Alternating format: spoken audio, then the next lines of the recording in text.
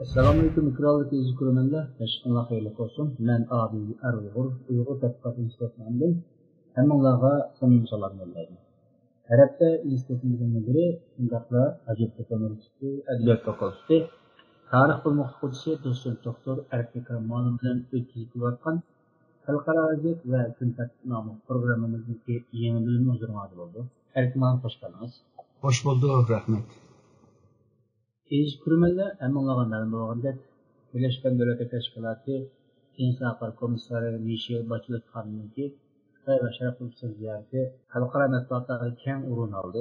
Bu qutum bu ziyaretninki mənim nisbətən şəxsən 5 tərəfdəki nöqtəsini teşkil edib qarayman. Birinci nöqtəsi Şərq Türkistan nöqtəsidir. İkinci nöqtəsi Xitay nöqtəsidir. Üçüncü tərəf olsa xalqara cəmiyyətçilik.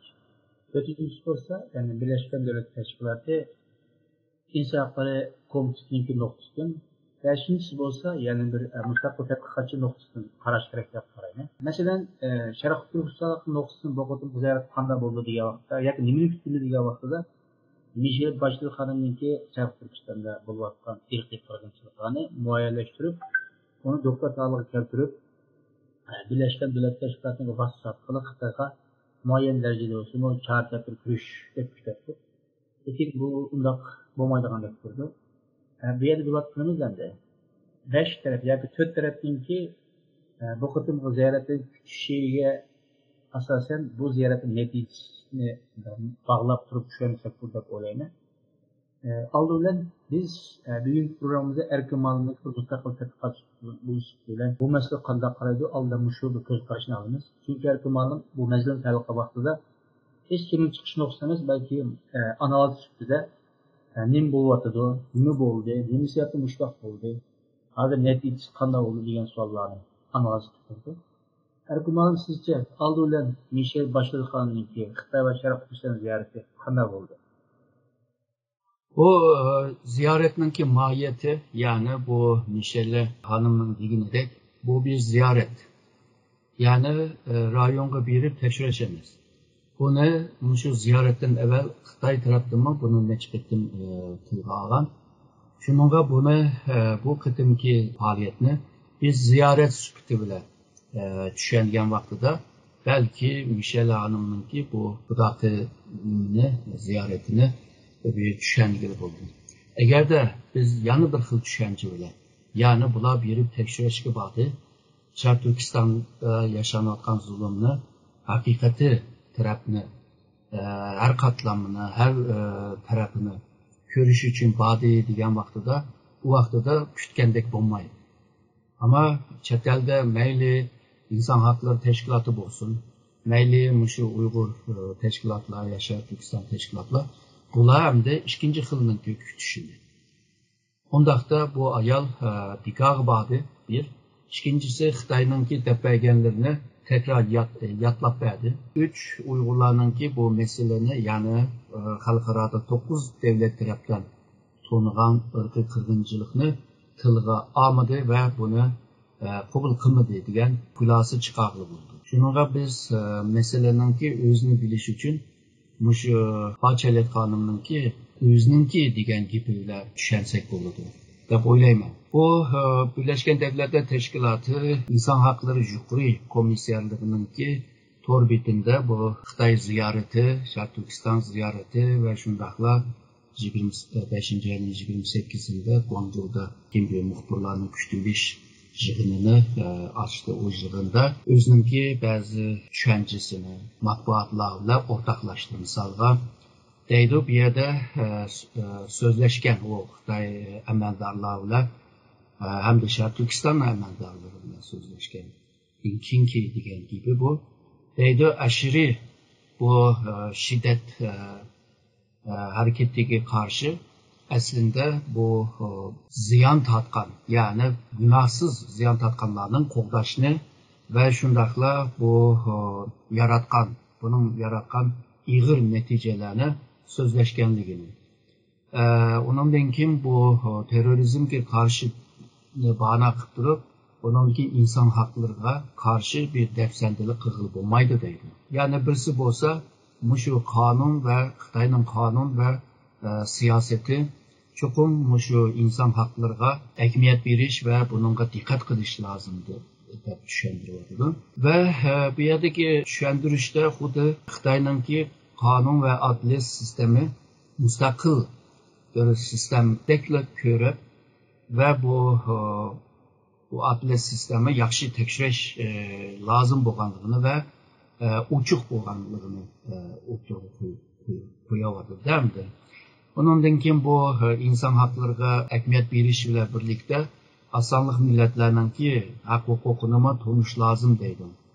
Ama deydi bu lager yani ceza lageri hakkında bütün bir şekilde bir tesirat alamıganlığını bu yere algan. Çünkü bunu tekşiriş için müstakil adliye sistemi bunu tekşirip bununla bir uçuk cevap veriş lazım deydi. 15 yıl ölçem bile bu yerdeki halkını bir terörist ve şundakla bularga ceza verişi bu doğru olmaydı deydi. Yani bunun digini kanunga karab, kanunun maddesi nimini talep kılgan bolsa yoki nimini hüküm kılgan bolsa aşınıga karab icraat kılış lazım deb bularni sözlep davadıdı ama Xitoy deydi hazırki ceza lager yıpıldı deydi. Yıpılıp gitti deydi. Onda ceza lagerlarını yok deydi. Demek ki üyelerini kösetmegen bolsa gerek ama yamancık üyelerini mi kösetipken? Hakiki bu ceza lagerini kösetmegenge qaraganda yoki kösetmegechga bu Bacheli hanım belki bu hakda ben tepsili veya etraflık bir narsani anlatamayman degandek bir ifade kılını aşını köstürdü deb o'ylayman. Ondan başka insan hakları chetda nurg'un meselelerini değişipti. Misalga asanlık milletlerindeki qolgan asanlık milletlerinin hakları, onundaki meyip insanların hakları, çoğun yaşangan adamlarınki insan hakları, Tibet, Hong Kong'dek halkınınki hak hukukları, onundan kim bu mecburi hizmette kanunga karab icra kılış gerekligini muşu meselelerde cık sözlepti. Ama bunun yerinde deydi Xitoy bilan muşu insan hakları müzakere kılgan ceriyanda bazı hukuklama bağ deydi. Bir tanesi yani bunun keyin muşu insan hakları Jukri komiserligi Xitoy bilan birlikte bir hizmet komite yoki hizmet grupasini kurup çıkış ve bunun keyin Xitoyning insan haklarını tekshirib ko'rish deb bunu jakaladı ve bu bir utuqluq deb ko'ryapti.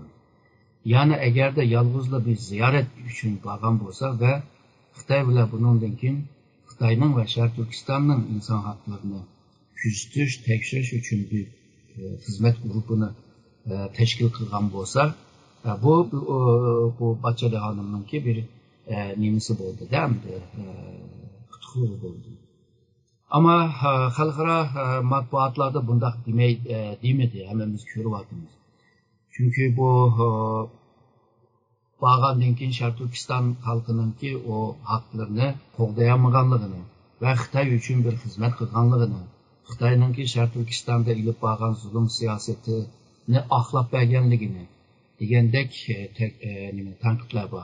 Ondan keyin Birleşken Devletler Teşkilatı İnsan Hakları Yüksek Komiserliğininki inovatini tökkenligini, 24 yaşlılar Şili yani Şili devletinin diktatör bisiminde türmüge kirib xil zulümlerini ko'rgan bu Bachelet nima uchun şu Şarq Türkistan'daki zulümlarga ko'ngil bo'lmaydi. Aşı zulümga qarshi kurash qilgan ve ikki qitim Şili devletininki Cumhur reisi bo'lgan bu kishi nima uchun şu insan haklarını qo'llaydigan nuqtai nazarda Xitoy bilan müzakere talışıp kelmeydi degandek tanqidlarmi bor. Tanqidninki neticesinde bu yıl 9. ayda bu yüksek insan hakları yüksek komiserliğinin saylama bo'ladi. Bu ayol tekrar saylanıman deb Xitoyga yaqin qilyapti. Degandek ko'pincha Xitoy matbuotdan boshqa ko'pincha matbuotlar mushu nima Bachelininki Xitoy ziyoratini tanqid qildi. Bu Amerikadan başqa Germaniya əlbəttə tənqidlan buldu. Bunu birdən öyrəsək bu sual olmalı. Bu Xitay hökuməti əlbəttə məsələyə başqa nöqtəyə yaxınlaşdı. Yəni biz təklifimiz binaən Birleşmiş Milletlər Təşkilatı İnsan Hakları Ali Komissarı Michel Bachelet'in Xitayni və alanı Cibuti'yi Şinjan'ı ziyaret kıldı ve bu yerdeki mutluluğundaki tərəqqiyatının mühimliğini konuştu ve bizim kılgan siyasetimizin muayyenleştirildiğin bir xulasını diyen buldu. Hatta Amerika'nınki Michel Bachelet'in Xitay ziyareti, bu Şərq Türkistan ziyaretini Xitay hükümetinin çekilgenlikini, qısqanlığını, kontrol qılğanlığını deyişiga qarşı Xitay hükümeti del eksin dedi. Əməliyyatda biz nəhayət keng bir şərait yaratdıq. Bunu kontrol qılayotgan, çekim qılayotgan Amerika degan gaplar. Yani meseleye başka bir noktaya yaklaşıyordu Xitay. Bu Xitay'ninki bundaq deyişideki sebep zaten malum sizce? Bence bulduğum tatı bu yılınki şu Xitay'ninki kışlık olimpiyatgacha bo'lgan jarayonda Xitay şu Birleşken Devletler Teşkilatı'na söz verişi, yani bu rayonda kesanlı buludu deb davet qilishi da bence nurgun tayyorliklar, planlar chaqadi deb o'ylayman. Yani Michel Bachelet'ninki ziyaretinden faydalanıp Şərq Türkistan'da zulüm bulmaganlığını anlatışını plan qılgan. Neticede yine 28. yılda, 5. ayının 28. yılda Xitay'ninki muavin Tashqi ishlar ministri Ma Zhoushuninki muxbirlarga so'zlagan. Bu yerda bir qancha neticeni tilga olgan. Birincisi deydi, şu xalqaro ziyoratni keltirib, xalqaro Xitoyninki inson haqlarininki taraqqiyot va taraqqiyotning yo'li haqida nurg'un ta'siroti bo'ldi va bilimlarga ega bo'ldi deydi. Ya'ni Xitoyninki inson haqlarini bilamiz. Xitoyning inson haqlari asosan shu yasham haqqi va taraqqiyot haqqi. Bu ikkisidan boshqa haq yo'q. G'arbliklarning da'vatgan haqqi insan bu cihanga kelgen hamatla hür yaşaydı deydi. Ve onunki erkin ifade kılışı, onunki hakkı. Erkin düşünüşü ve onu beyan kılışı onun hakkıdır. Ve şundakla devletinin bisimliğe karşı özününki hakkını qoğdaşma onun hakkıdır. Ve namaş kılış degендek ve başka matbuatda özününki eserini, kitabını besişme onun hakkıdır. Ama bu haklar Xitay'ninki insan hakları degan hukmning ichida hamda yo'qdir. Ama Xitay deydi bizninki inson haqlarimizning hukmini, mohiyatini va mazmunini yaxshi tushundi deydi. Yoki bu ziyorat bilan yaxshi tushundirdi deydi. Ikkinchi Xitoy tarafdan olgan natija bo'lsa, dunyoninki inson haqlari jihatdagi boshqurish stiliga yoki boshqurish uslubiga Xitayninki ko'z qarashini qitibadi yoki Xitayninki inson haqlari ko'z qarashini qitibadi deydi. Bu gapning ma'nosi shu, dunyoninki inson haqlarining taraqqiyotiga Xitoyni aytib cho'ng to'pa qo'shdi deydi. Ben dedim bu G'arbninki inson haqlari yoki bu bugungi dunyo ikki davlat bu inson haqlari demokrasiyani qabul qildi. Ve bu universal bir hukmdir. Xitoy xuddi islomni arab islomi, Xitoy islomi deb ayirib olganda, inson haqlari degan hukmni ayirib olgan ki demokrasiya shunday. Ve Xitoyninki inson haqlari degan hukmi dunyoninki inson haqlari evren universal bu hukmiga ko'p qo'shdi, uni boy holiga keldi. Yani bu Xitayninki inson haqlari hukmini tushunmagan taqdirda bu Xitayninki xuddi to'g'ridek bo'ldi. Nimani qitib olgan bo'ldi? Chunki G'arbninki yoki bu dunyo tarafdan qabul qilgan universal inson haqlari bu hukmi abaqa degan mavjud haqqini va yasham mavjud haqqini va taraqqiyot haqqini qo'llaydi. Buni boshqa qonunlar bilan, demokrasiya tuzumi bilan onunki ömür boyu haline qo'llaydi. Bazı insanlar qo'llanmadı. Bu onunki nurgun sebepleri var. Ama normalde insanlar adliye sistemiga, sotlarga müracaat qilgan chog'da onun haklarını qo'llaydigan nurg'un davlatninki qonunlari bor. Üçüncüsü bo'lsa, ebey degandek bu BDT İnsan Hakları Yüksek Komiserliği bilen Xitay arasındaki bu insan hakları hakkındaki hemkarlıklar güçlendirildi deydi. Çünkü ebey dedim bir hizmet grupusunu kurgan, bu hizmet grubu hem de kurulmadı, kurmakçı. Bu kurulmakçı boğan bir hizmet grubusu hazırdan başlapla iki tarafınki hemkarlığını güçlendirdi deydi. Bu muham bağlanı alıp. Dördüncüsü bolsa bu Michelle Bachelet hanım Şark Türkistan'ın ziyaretiyle birlikte Şark Türkistan hakkında nurgun malumatlara igi oldu ve tesiratga igi oldu deydim. Hemisi müsbet. Bulup mu Şark Türkistan'da neçe yıldan beri terör hareketi vardı. Şark Türkistan'ı veyran kılganlığını hazır mı şu insan haklarına ehemmiyet vergenden biri Xitay ve teröristlerge ceza vergenden biri hazır Şark Türkistan'da naiti tinç, naiti bəxtlik yaşavatkanlığını bu Bachelet hanım düşengen oldu deydi. Hem de deydi bu Şark Türkistan'ı ziyaret kılgan her kanda birisi deydi Şark Türkistan'daki tesiratı G'arb devletlerinin matbaasında yazgan bile okşamaganlığını mı beyan kıldı deydi. Hem de bunu Bachelet hanım beyan kıldı demeyevadı. Yani her kanda Şark Türkistan'ı ziyaret kılganlar deydi. Ondaqda Bachelet mi bunu işçilikki kırdı hem de. Kırgenden keyin Şark Türkistan'da naiti bəxtlik, naiti tinç, turmuş seviyesi yukur olup yaşavatkanlığını gap sözünü aylandırıp düşkendiriyordu değil mi? Yani jığıp gelgende bu Majavşu bu dört taraftan bir netice alganlığını mı beyan kıldı. Ebey bu Birleşken Devletler Teşkilatı İnsan Hakları Yüksek Komiserliğinin ki beyanı bile ama Majavşu'nun ki beyanı bile bunda seliştuğan çağda bunda bir tesirat oturup çıkdı.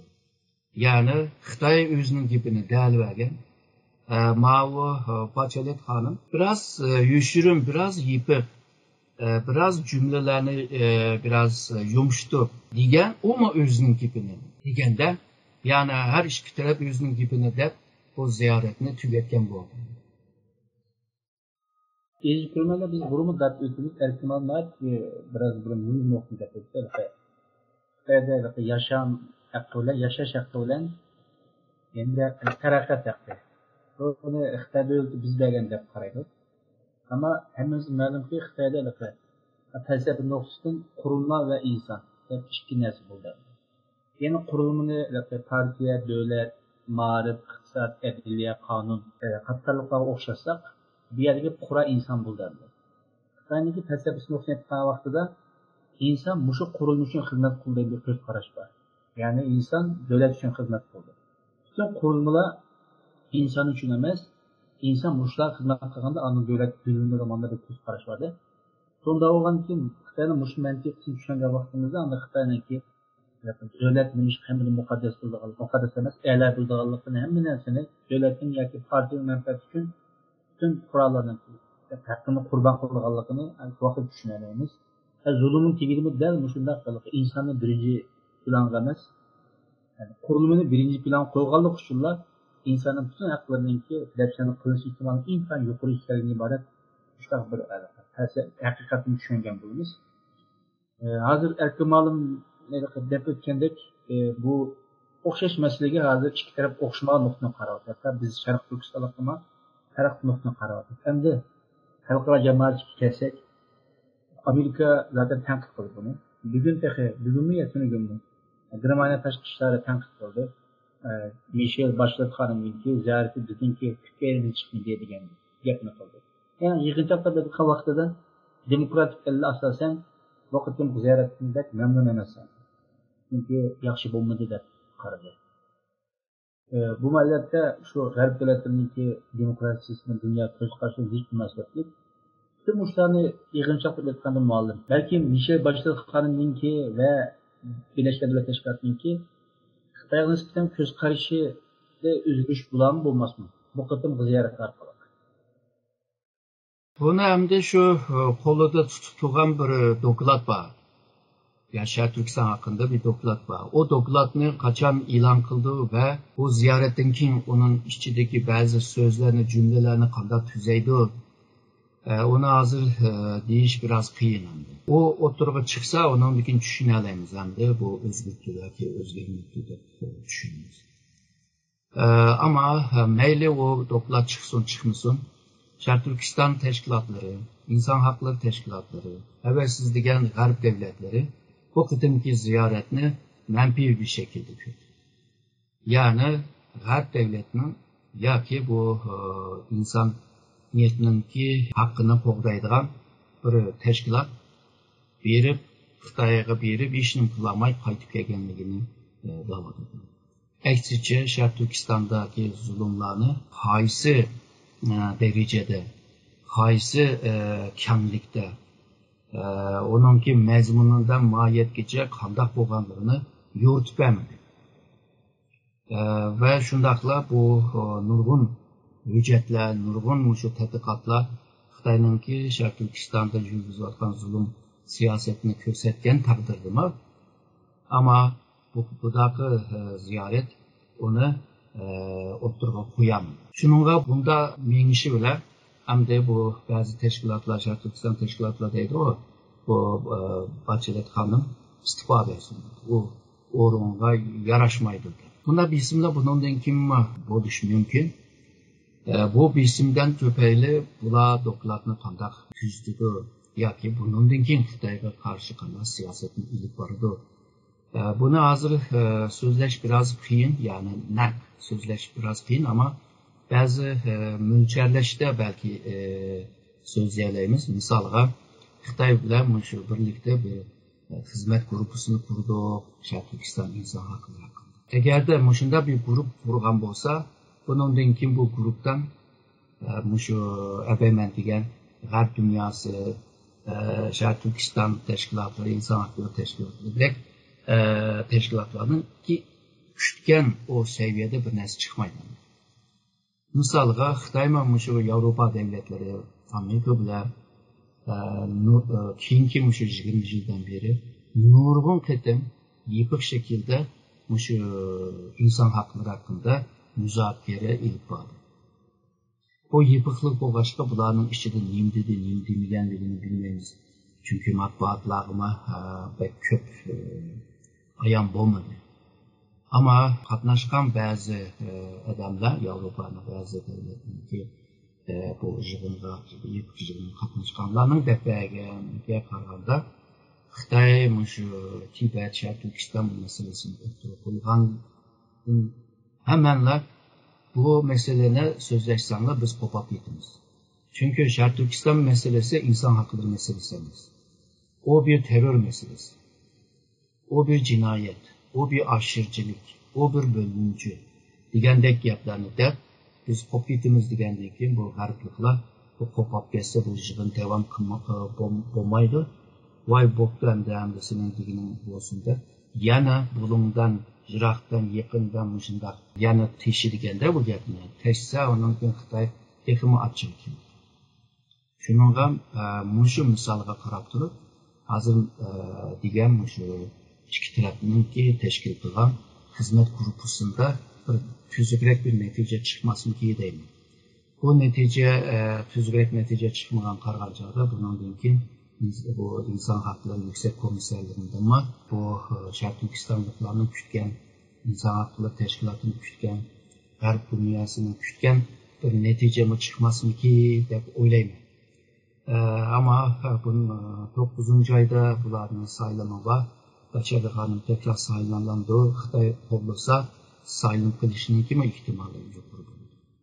Eğer de uyum bu yergece bağlangan olsa, bu vaxtıda hazırda diyen bu yüksek komiserlerinin pozisiyası belki kütkendek bir iğir tenkitlarda bulmaydı deyip oylayım.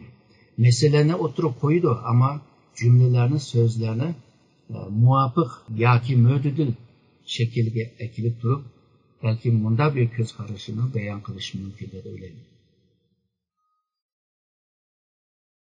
Malum kanal olsun çoğun bir xalqaro tashkilotning oliy komissari Sharq Turkiston ziyorat qilgan bo'ldi.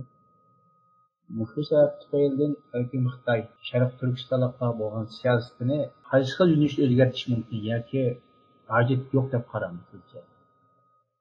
Bence bu keyingi yıllarda xalqaroda şekillengen bu Sharq Turkiston Uyghur meselesinin bir siyasi güçke ayrılışından Xitoy biraz hem tatlı deb o'ylayman. Yani biraz dikkat kıldı deb o'ylayman.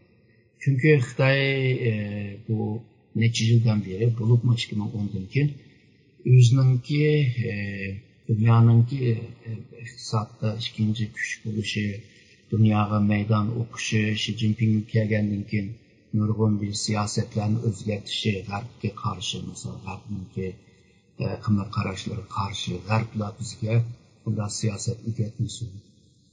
Ondan keyin bu Yeni İpek Yolu degandek bu projeleri bu aslında bir strateji. Bu G'arbliklarni qo'rqitgan. Muşlar bilan birlikte Xitoyninki jamiyat ichidami nurg'un ba'zi programlar, kinolar deganda Xitoyning millatchiligini kuchlantirish chetda nayta cho'ng rol o'ynadi. Shunga Xitoy keyingi yillarda nayta o'zini bilmagan, o'zini bilmagan bir şekilde dunyoga davranishga boshladi, mendaysan. Ve G'arbliklar bularga urushgan bo'ri deb ism qo'ydi bularning diplomatiyasiga. Bu bir kinodan olgan, kinoning ismidan olgan. Bu kinoning birinchi bölümü naytı jiqsitilg'ashqa irqli biletlari. İkincisinin işlegen. Dine şu, dünyada her qanday bir yerde Xitoyning manfaatini qo'g'dash uchun Xitoyliklar o'zining manfaatini qo'g'dagandek Xitoyninki alayda qo'shilma dünyanın her qanday bulunuşqa haqqı berib Xitoy manfaatini, Xitoyliklarning manfaatini qo'g'day deb ko'rsatgan bir film. Bu aslında shu millatdan avvalgi 36-yilda Xitoyninki bir harbiy qo'shini shu Chang'andan yo'lga chiqib, bugungi Qirg'izistonningki Talas daryosining yonida Hunlarninki, Shimoliy Hunlarninki reisi bo'lgan Çiçi Chanyuni o'ldirgan. Onun beşide bir komutan Bachın tanlaydigan. O bo'lsa mana bir gapni degan. Xitoylikqa qarshi chiqqan kim bo'lsa bo'lsin, u nega qechib kelsin, shu yerda tutib o'ldiramiz. Ve bu 2000 yıldan beri Xitoyninki shu siyosiy madaniyatiga kirib bo'lgan bir ang. Hozir kuchlangan Xitoy hamda mushu gaplarni ko'plab chiqyapti ve bu film bilan birlikte ondan keyin bu G'arblikka qarshi nurg'un kitoblar yozildi. G'arbliklarga qarshi nurg'un professorlar paydo bo'ldi. Burun bir ilmiy uslub bilan tadqiqot qilayotgan nurg'un odamlar hammasi o'zgarib Xitoyni kuchli ko'rsatib, G'arbliklarni ojiz ko'rsatib, ashunda qilib ketdi. Shunga bu xil ko'z qarash bilan birlikda Xitoy buningkin G'arbliklarning buni nimasini qilib qarashlarini to'lmaymiz deb ochiq dedi. Ama ba'zi yerlarda bu inson haqlari degan bütün insonliklarning qimmat qarashi deydi-yu, ama o'zininkini pek chakalab qildi. Hamda bunda bir arka ko'rinishda Sharq Turkistondagi siyosatini pek cho'ng bir o'zgarish ilib olmaydi deb o'ylayman. Ama hozirdanla shu nurg'un lager bilan munosabatlik meselelerde bir tırnak ichida yumshash yoki o'zgartishlar bor deydi. Yani ko'chadagi punktlarni sökayotgan ahvolda, ba'zi lagerlarni yipatgan ahvolda, lagerda shu mingsini yuyamaganlarni turmaga tashlagan ahvolda. Shuningla lagerning soni azaldi, chiqqan odamlar ko'paydi ve burun shu odamlarni pash qildigan bu Lala komiteti hem de g'amg'urlik komitetiga aylanyapti. Yani lagerdan turmadan chiqqanlarga g'amg'urlik qilib, ularga ba'zi yaxshi tatbiq gaplarni qilg'izyapti. Ondan keyin o'rgatyapti. Sizlar chet eldagi urug' tuqqan bilan bunday gapirsizlar, bunday gapirsizlar. Gap qilinglar degan vaqtida yanada turilib o'rgatib kiryapti. Yaqinda shu Yit bayramida namoz qilg'izmaydigan Xitoylarma Qashqar Iqtidor jamiyatida namozini qildirib hamda samah o'ynag'izib buni shundoq avayman degan mahalla komitetining tashkil qilishlar bo'ladi. Ya'ni bu mahalla komiteti her siyasi o'zgarishga qarta rolini yaxshi ijro qilyapti hamda turmak ichida yaxshi bo'ladi. Bu xil o'zgarishlar bor. Ama Xitoyningki Sharq Turkistondagi besim siyosati to'liq yoki yıldızdan o'zgargani yo'q. Chunki bu Xitoyningki enida Sharq Turkistonning xalqining kimligini o'zgartmagicha, yeni kimlikni o'zgartmagicha, ularning til urf-odatini o'zgartmagicha, ya'ni ularning Xitoy kimlikni qabul qilmagicha, ya'ni Xitoylik holiga ekangicha bo'lmaydi. Ya'ni Xitoy cho'qinishni yo'qdi menda o'zi. Tarixda assimilyatsiya siyosati bor. Hozirmi shuni ilib beradi. Chunki Xitoyning ko'zidagi muhim narsa Sharq Turkistonlik emas. Sharq Turkiston zamini ular uchun. Shuningga Sharq Turkiston zaminining muqimligi Xitoyningki kelgusini belgilaydi. Ya'ni Xitoyning taqdirini belgilaydi. Xitoy hokimiyatining taqdirini belgilaydi. O sebepten bence Xitoy Sharq Turkistonda siyosati çoğun bir özgürlük olmaydı. O'ylayman. Hozirgacha. Keyingi bir zamanlarda belki özgürlük qilish mümkün. Çünkü bu jahonda hiç o'zgarmagan narsa o'zgarishning o'zi. Ama mushu yaqinqi vaqtlarda o'zgarishlar bor, ama çoğun keng ko'lamda bir o'zgarishga meydonga keldi deb o'ylayman. Yani mayat cihetten Xitoyninki bizi qaratgan siyosati o'zgarmadi, balki shakl jihatdan ancha-muncha bir o'zgarishlar aralatish mumkinligini sho'xsiz.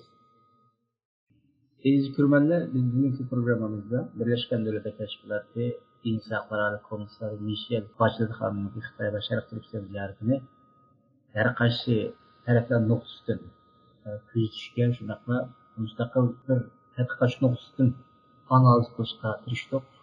Bundan ko'p rahmat. Her zaman sizin köp rahmet. Ben rahmet ederim.